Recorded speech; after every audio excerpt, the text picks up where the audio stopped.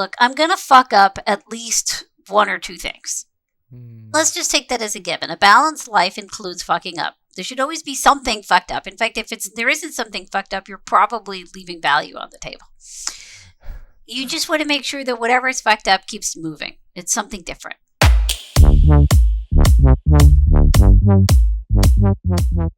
Today we welcome Sheena Iyengar to the show. Dr. Iyengar is an acclaimed professor of business in the management department at Columbia Business School and a world expert on the science of how we make choices and how we innovate.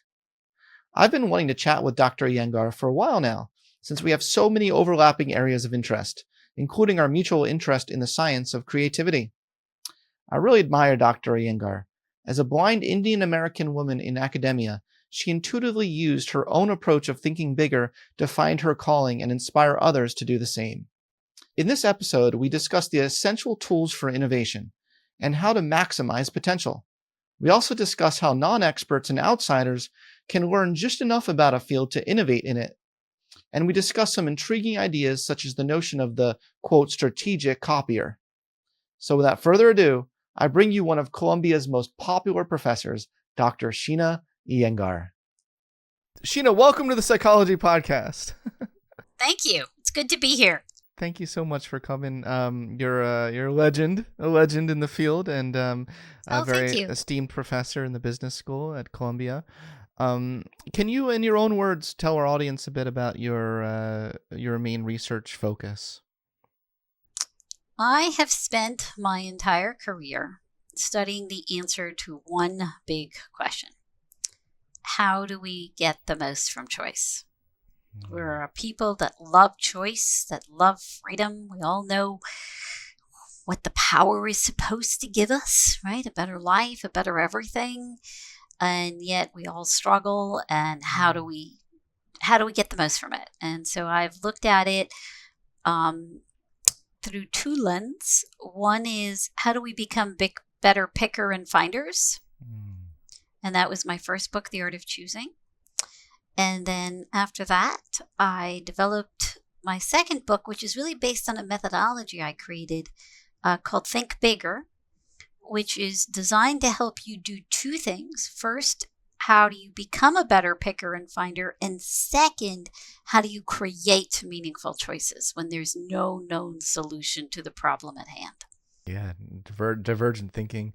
I love how you integrate these two topics together, choice and creativity. And creativity is, as you know, is a big area of research of mine and interest of mine. So that's wonderful. I really enjoyed your new book, Think Bigger. I want to just double click for a second on the choice aspect. Your first book. I'm a humanistic psychologist. A lot of the humanistic psychologists, like Abraham Maslow, talked a lot about the importance of choosing wisely. He often said we need to help people become good choosers, and what he was referring to was choosing growth. Choosing that growth option in our lives. Do you think people know deep down fundamentally whether or not they're making a choice that's good for their organism or is not good for their organism from an evolutionary point of view? See, I think they have an opinion. Well, okay, let's back up. I think there's a few things going on. I think many people, or almost everyone, will at some point in their life, if not at multiple points in their life, discover they don't know what they want. They don't know what to choose. And they are genuinely befuddled by what to do.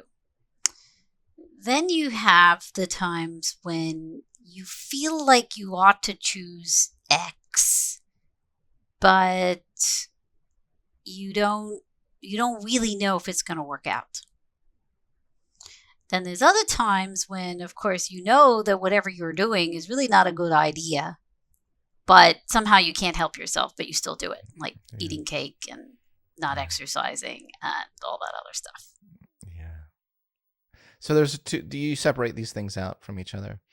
I would separate them out, yeah. Yeah, no, that's good. I do think that they are separate categories, Yeah, I definitely agree. Well, how can people become better? How can people become better choosers?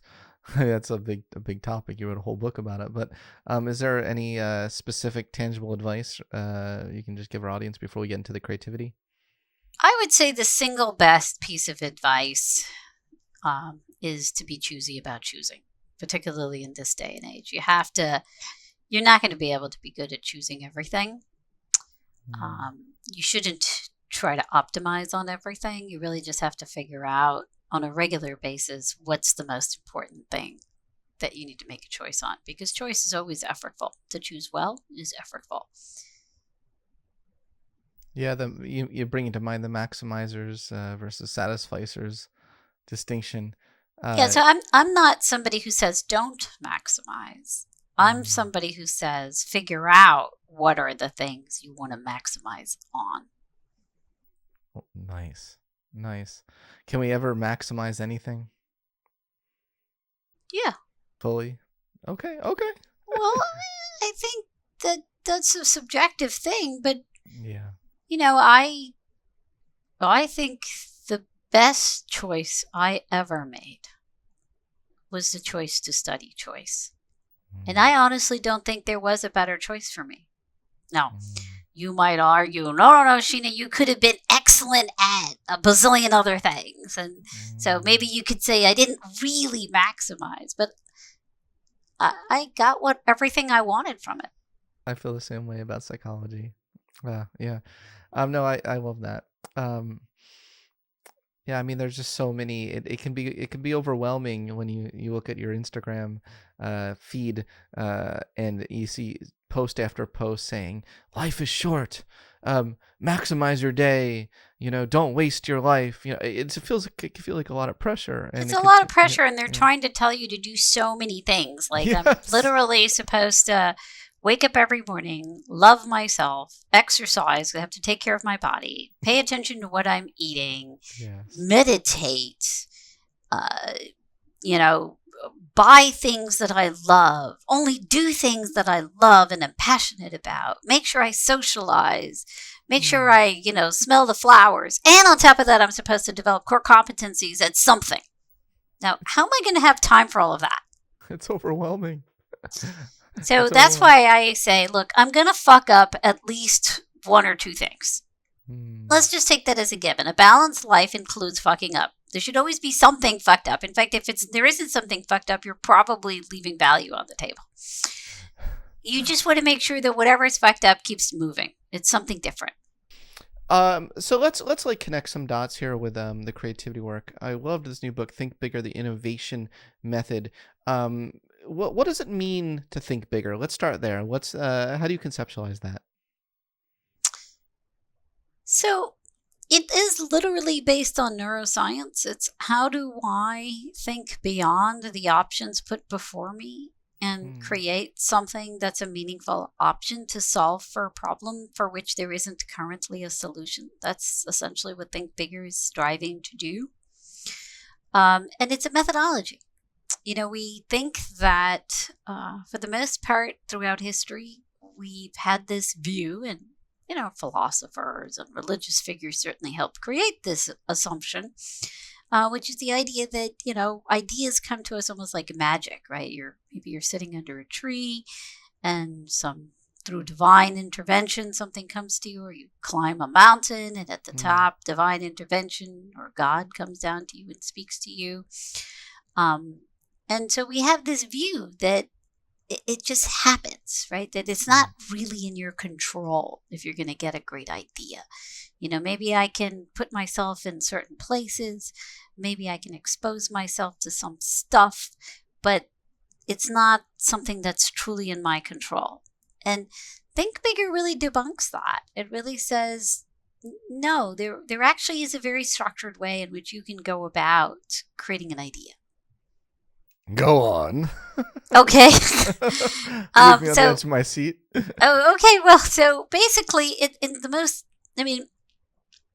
is a structured process that we can take people through, but at its simplest form, what it's saying to you is, when you have a problem, you ask yourself first, what exactly is that problem? Define it in concrete terms. It's, how do I do X, whatever X is? right? And then it's saying, okay, well, how has this problem been solved before? Right? And first, you obviously look at whatever's the available choice set, and let's say that's dissatisfactory. And then you say, well, how have analogous problems been solved in totally other domains or spaces or industries? And now you say, okay, well, given the way they solved it, does it give me some insights on what I could combine together to create a solution for me? At its core, that's all Think Bigger is. And, Love it.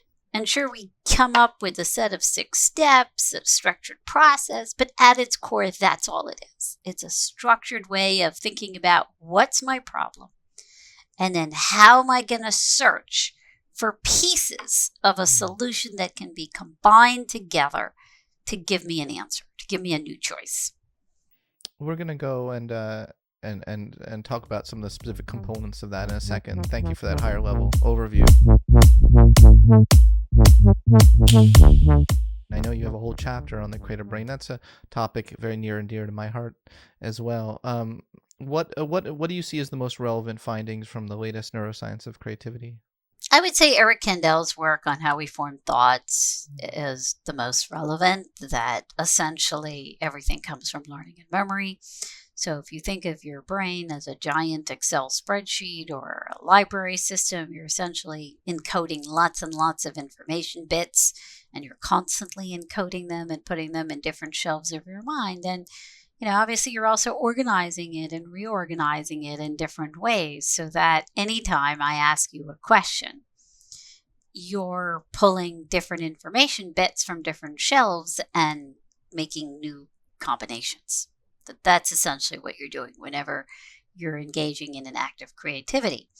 Now, of course, when I say an act of creativity, I think of it as something we're doing all the time.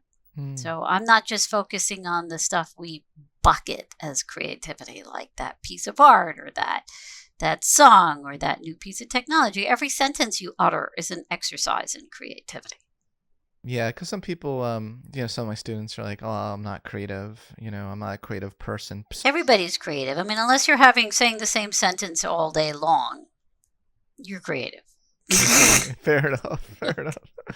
Yeah. Roll May, in The Courage to Create, just defined creativity is the capacity to bring into being something that did not exist before.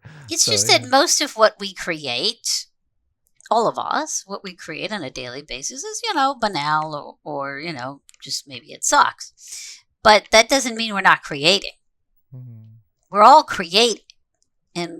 And we think that the ones who create the super amazing things that we all talk about, whether it was Einstein or Steve Jobs, we think that they have somehow had a special brain. And I don't think that's true. I think there's just a process that can be used by anybody to come up with any sort of interesting solution if they're willing to put in the work. Yeah, let's talk about some of that process. You have kind of this first stage is finding the problem in the first place and breaking it down, and that seems to be very linked to your prior book, and Choice. But how do you find the problem that's right for you to solve out of all the problems that exist in this world? So, as Einstein once said, if I had an hour to save the planet, I would spend the first 55 minutes thinking about the problem and the last 5 minutes thinking about the solution. And the way I interpret what he's saying is that, anytime I have a problem, what am I going to do with the rest of my life? What am I going to major in college? How am I going to motivate myself? How am I going to make myself happy? How am I going to save my company? Take a bazillion problems that we regularly present ourselves. You take that problem and you have to be willing to really engage in the process of framing and reframing that problem until it's concrete and solvable, and one where is something you want to solve. Yeah. And that makes sense for you to solve. so many times we just pick up problems because, we should solve it or it sounds good, but it's actually pretty vague. Yeah, that's for sure. Well, there are a lot of problems that humans don't know are problems. Some people are really good at creating problems. That's true. Yeah. So what is the benefit of thinking about it in terms of sub problems?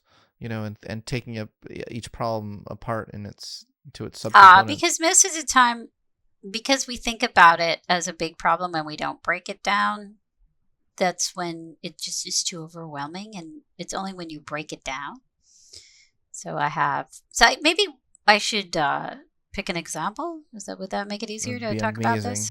Yeah. So one of my favorite examples is, let's take like Netflix. Everybody loves watching TV. So in the 1990s, most people might forget about this now, but in the 1990s, if you wanted to watch a movie at home, you went to your local Blockbuster and you rented a movie.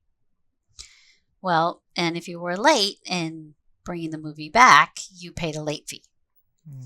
And so a guy named Reed Hastings was like late in returning Apollo 13 and was jacking up these late fees and got really irritated because he was going to get yelled at by his wife about this. And so what's the problem he ultimately decides for himself? He goes, well, how do we create home entertainment that's pleasant? Right? And so what was unpleasant for him? He doesn't want to raise his butt to go to the local Blockbuster to return the movie. He doesn't like this whole late fee thing. So, is there a different financial model? So once, and also he wants a larger collection of movies. And so what does he do? So notice how we broke down the problem. Like, how do we make it pleasant? Well, how do I make it so that I don't have to leave my couch? How do I make it so that I can just pay and not have to worry about late fees, because that's also annoying and unpleasant? And, how do I make sure I have a really nice selection of movies and it's not so dependent on whatever that local shop happens to have? And so now he looks at solutions for each of those. And he says, well, how do I get something without getting off my couch? Well, there was this new thing that was going on back in the 90s called Amazon, which was selling just books. Well, if you could order books online, could you order a movie online? And it would come to you in the mail, right? And turns out, well, yeah, you could get a DVD in the mail and it would come intact. I don't want to pay late fees. Is there a different financial model that would still allow us to make money? Well, back then, gym membership was becoming really popular. And what was gym membership? You paid a flat fee every month and you could use it as much or as little as you want. Well, what about that for movies? Okay. Now, how do I make sure the inventory is really big? Well, let's go back to Amazon. If I put it online, you can just order it in the mail, then I could create my warehouses where I would store the movies in places that are not as expensive. And by the way, we often forget that that's actually how Netflix began. Wow. Yeah, I love following him on Twitter. He talks about his early business model and how long it took them before it finally took off as well. They weren't an instant success. Yeah. Cool. Great example of Netflix. So how does this relate to the idea of triangulating desire? So you take your problem, you break it down. And usually I have people break it down to no more than 5 main challenges. Do you have a lot of challenges for different problems? Of course, but I want you to pick your no more than 5 big priorities. If you have more than 5 big priorities, then that's an opportunity for you to take the problem you're trying to solve and make it less big. So then before you try to solve it, I have you identify, if you were to solve this problem, how should the ideal solution feel like? What it should look like? What should it be? What must it accommodate? Now, what should it feel like? And what should it feel like not just to the customer? We often either tell you to only pay attention to what the entrepreneur wants or what the customer wants. Well, I have you look at it from 3 perspectives. What does the entrepreneur want it to feel like? What would the customer want it to feel like? And what would other stakeholders, whether they be your shareholders, whether they be the government regulators, what would their feelings be like? And so what you're doing is you're coming up with these feelings, these most important adjectives, before you go into generating a solution, because this is going to be your criteria for judgment. Because you could potentially generate a lot of different solutions to your problem. And then how are you going to make sure that you choose one that actually makes sense? You don't want to just vote. If you vote, then it just becomes a popularity contest, and they could actually be biased in what they choose. So you want to have that selection criteria set beforehand. How does that relate to the third eye test? Can you use the third eye test to help you with that? What happens is you use what we call the big picture scoring is what we use for the triangulation of desire. So let's imagine after you go through the Think Bigger process, you've now generated 20, 25, 30 different solutions. You use your big picture scoring to rank them. And so now let's say your top 5. And now you pick, let's say, your top 1 or 2 or 3, not more than 3. And now you practice the third eye. The third eye is a special way of collecting feedback on your idea that enables you to forecast how sticky that idea is likely to be. And so it's a cheap way to do it long before you ever prototype. Where did you come up with the idea? How did that come about?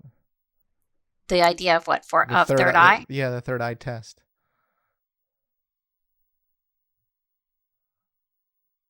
So that's a great question. Okay.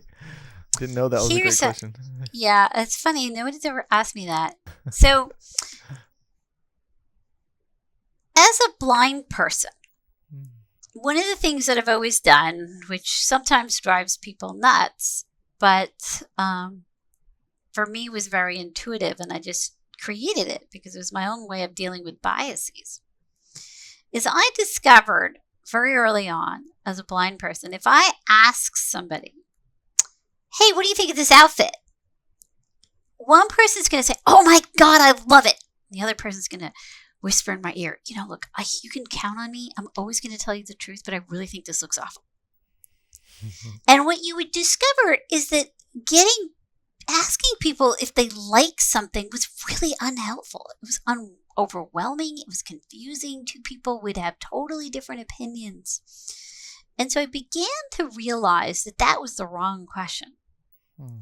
And that the better question to ask people wasn't, do you like this? The better question was to ask, well, what does this look like? What, when I wear this, what image comes to mind? Or what image am I presenting? What does it make you think of? And then, one person says, oh, you look really glamorous. Or another person says, oh, you look so warm. Another person says, oh, it looks so reserved. But what I'm getting is what is the consensus in terms of people's perception. Yeah. That now gives me the tools to understand, whether I want to edit, how do I want to edit, what part of it needs to be edited. That was actually far more useful. So it actually started just as a way for me to get information on visuals that were, tended to be perceived as subjective. And it became a method that I created. And then I realized that actually there was a lot of science that was consistent with what I was doing, because it turns out that there's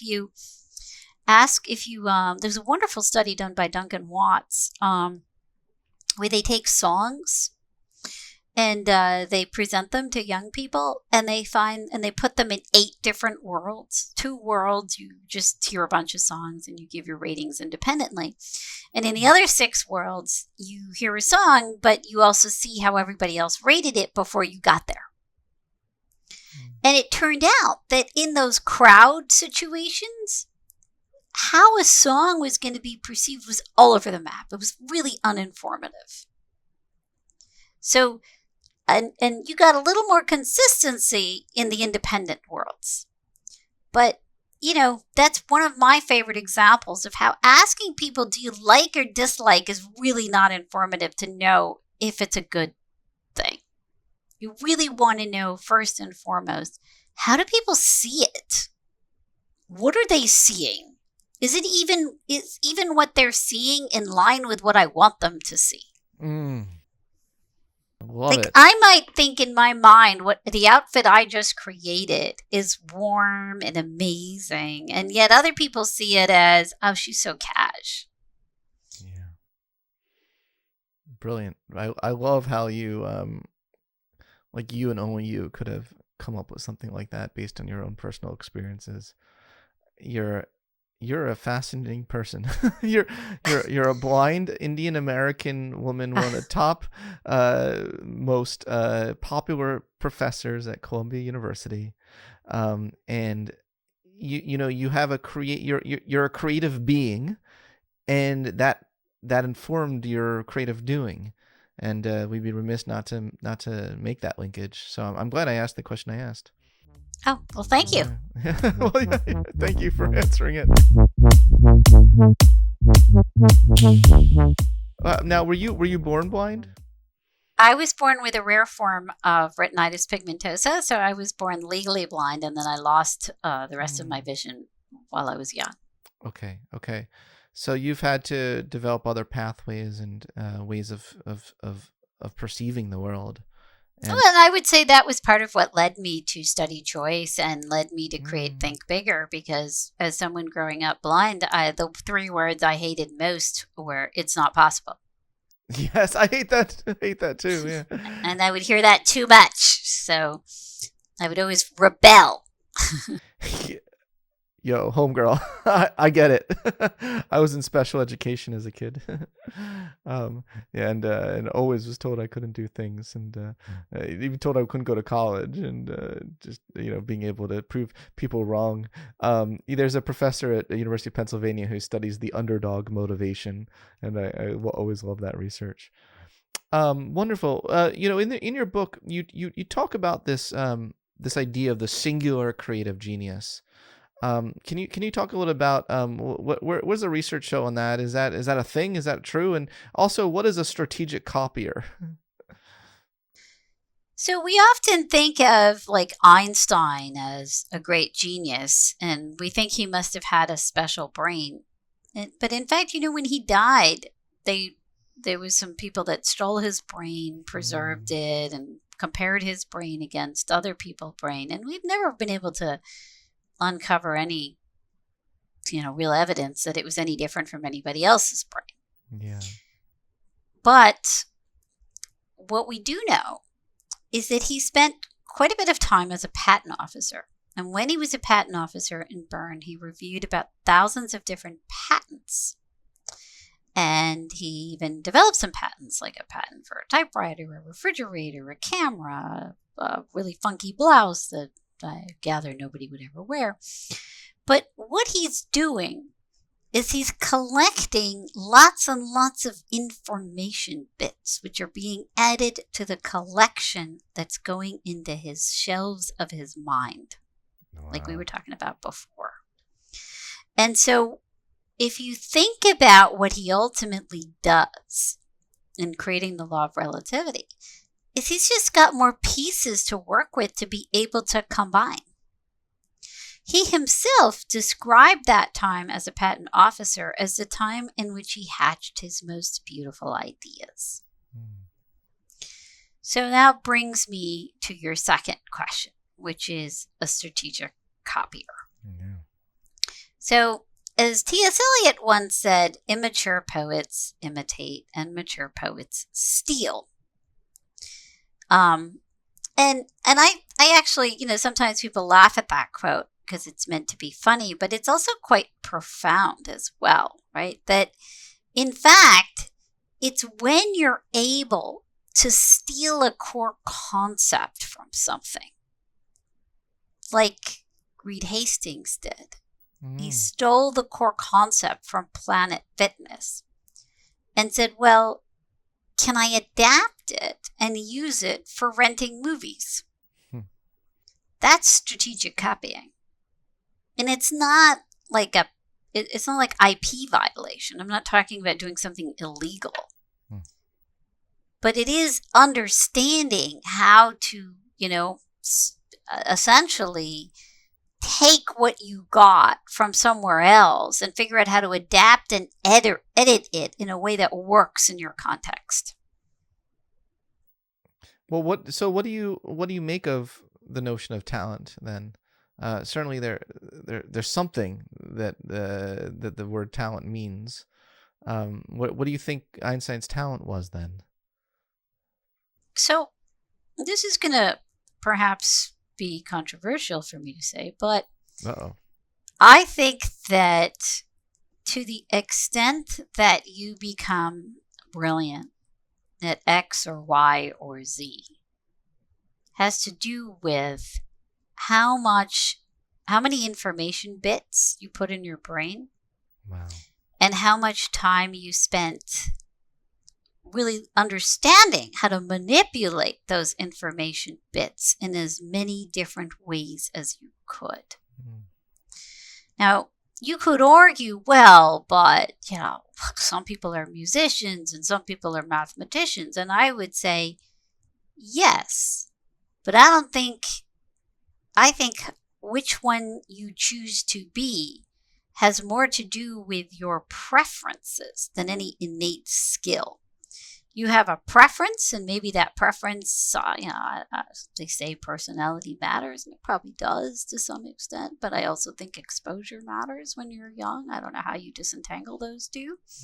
But let's just say you have some preferences. And now those preferences drive, where you're going to invest more energy collecting more information bits. Yeah, I mean, I think that where that talent may lie then is your inclination towards a certain symbol system or a certain mode of information processing that you're intrinsically motivated and enjoy manipulating and learning and synthesizing. Maybe that's Sure, where like, you might think I'm a really smart person, right? I But do. but if you ask me to write a song, make a drawing, Hmm. I'd be pathetic. Hmm. Fair enough. Despite being smart. So let's step back a moment and just the power of decision making in general. What is the importance of choice for and really becoming a good chooser for how wide does this go? Does it cover relationships? Does it cover your careers, your identities? What's the zoomed out version of this look like? I mean, choice is the only tool we have as humans that enables us to go from who we are today to whom we want to be tomorrow, right? So that's true across the board. Relationships, you can choose everything from the little things like what you wear, what you eat, to the big things, what career you undertake, whom you marry, how you live, how you die.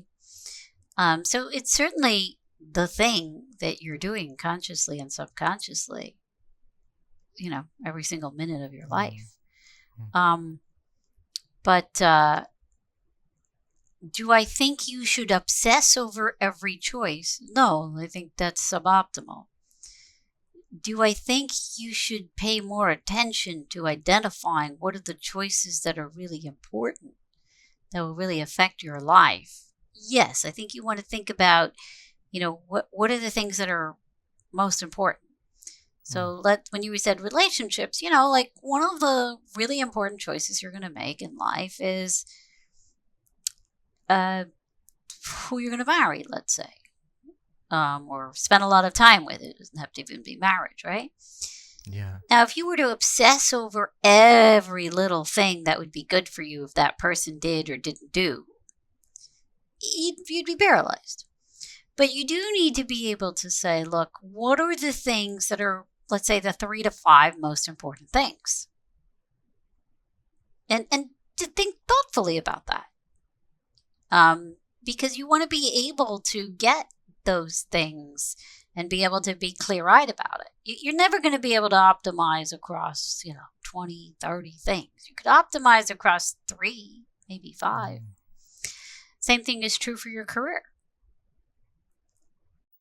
Well, let me. I want to follow up for a second on you saying that even though you're super smart, there are certain domains that if you entered them, you wouldn't be too good at. I want to link that to this very interesting section of your book where you talk about how non-experts and outsiders can learn just enough about a field to create an innovation for it. It's possible that your lack of expertise in those other fields could actually make you innovate in them in some way. I'm not counting you out in music and art, is what I'm saying. Sure, it can help if you know exactly what you're looking for and then can understand how to manipulate it. Right? So, for example, I am not somebody, I'm terrible at knowing even musicians, right? But yet I could understand the story of Paul McCartney and how he created the song Yesterday. And that was an important story because it showed you something really important about the third eye. I learn things from art and going on art gallery tours, even though I am blind, because in the descriptions, because I'm not thinking about, this art fits in this tradition, which builds on blah-blah-blah tradition, which builds on blah-blah-blah tradition. No, as a blind person and as somebody who studies innovation, when I look at art, I'm seeing the pieces that are coming together and how this is going to affect the future in domains outside of art. So that's why I'm able to talk about things like how Picasso came up with his idea, or what's the difference between why Braque versus Picasso became, more influential, because I'm able to look at it through a different lens. Yeah, that can be, very valuable. But I'm by no means an art expert or a music expert. Yeah. Well, yeah, but your point is that non-experts can still contribute to a field. So I'm not counting you out. Oh, okay. Thank you. Thank you. You're welcome. I want to end today's interview talking about one of my favorite scientific papers ever published, which you are a co-author on it. It's called Positive, More Than Unbiased Self-Perceptions Increase Subjective Authenticity.